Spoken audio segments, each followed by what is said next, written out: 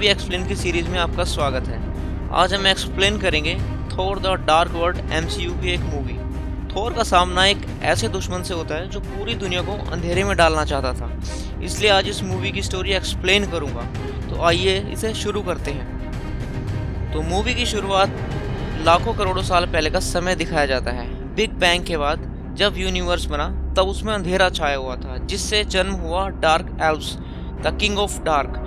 लेकिन बाद में ब्रह्मांड में रोशनी की शुरुआत हुई तो डार्क एल्व्स को तकलीफ होने लगी, इसलिए उन्होंने स्वर्तलफ्यूम नाम के ग्रह पर रहना शुरू कर दिया। बट वो चाहते थे कि ब्रह्मांड में दोबारा अंधेरा कायम हो, इसलिए डार्क वर्ल्ड के किंग मेलिकित ने अपनी पावर से रियलिटी स्टोन को ईथर नाम के हथियार में कन्वर्ट कर दिया। ईथर की मदद से वो पूरे ब्रह्मांड में अंधेरे का राज्य बनाना चाहता था, पर यह इतना आसान नहीं था, इसलिए मेलिकित को कन्वर्जन का वेट करना पड़ा।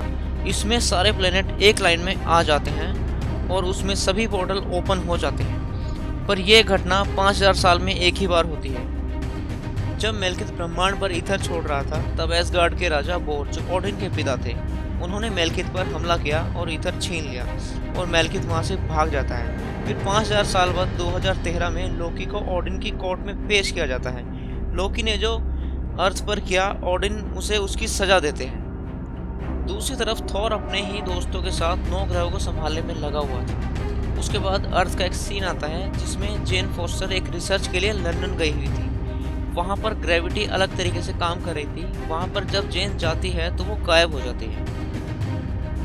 यह इसलिए हो रहा था क्योंकि कन्वर्जन का टाइम पास आ रहा था, जिससे जगह जगह पोर्टल ओपन हो रहे थे। इसी कारण जेन ईथर के पास पहुंच जाती है, जहां उसे छुपा के रखा गया था। जब जेन ईथर के पास जाती है तो वो उसके अंदर प्रवेश कर जाता है और जेन बेहोश हो जाती है। फिर जेन वापस आ जाती है, मगर उसकी बॉडी से खतरनाक किरणें निकल रही होती है। यह देखकर थोर उसे एसगार्ड ले जाता है। उसके बाद ओडिन और एसगार्ड के डॉक्टर ईथर को जेन से अलग करने की कोशिश करते हैं, बट वो इसमें असफल रहते हैं। फिर जेन को एसगार्ड पर ही रखने का फैसला लिया जाता है जब तक इसका कुछ हल नहीं निकल जाता। उधर मेलिकित को एहसास हो जाता है किसी ने ईथर का इस्तेमाल किया है। मेलिकित अपने ही कमांडर को चालाकी से एसगार्ड भेज देता है। वहां पर वो सभी कैदियों को ध्यान भटकाने के लिए रिहा कर देते हैं और इससे मेलिकित अपनी सेना के साथ जेन को पकड़ने के लिए आ जाता है। वहां थोर की मां जेन को बचाने के लिए अपनी जान दे देती है और मेलिकित को खाली हाथ लौटना पड़ता है। थोर को पता था कि मेलिकित दोबारा आएगा, इसलिए सबको चकमा देकर वह जेन और लोकी को लेकर दूसरे ग्रह पर चले जाता है। वहां पर लोकी चकमा देकर जेन की बॉडी से ईथर बाहर निकाल लेता है। फिर उससे थोर को खत्म करने की कोशिश करता है, बट उसका कुछ नहीं होता और मेलिकित ईथर को अपनी बॉडी में ऑब्जर्व करके वहां से चला जाता है। फिर थोर और जेन अर्थ पर डॉक्टर सेल्विस के पास चले जाते हैं। डॉक्टर सेल्विस ने एक ऐसा यंत्र बना रखा था जो कन्वर्जन के वक्त किसी को भी कहीं पर भी ट्रांसपोर्ट कर सकता था।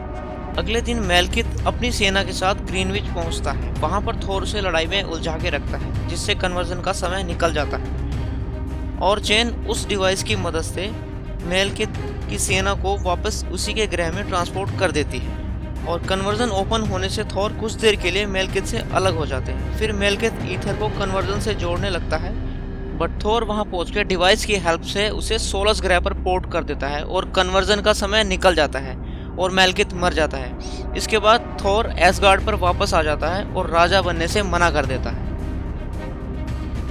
बाद में पता चलता है कि ओडिन के रूप में लोकी गद्दी पर बैठा होता है और ओडिन को धरती पर भेजा जाता है।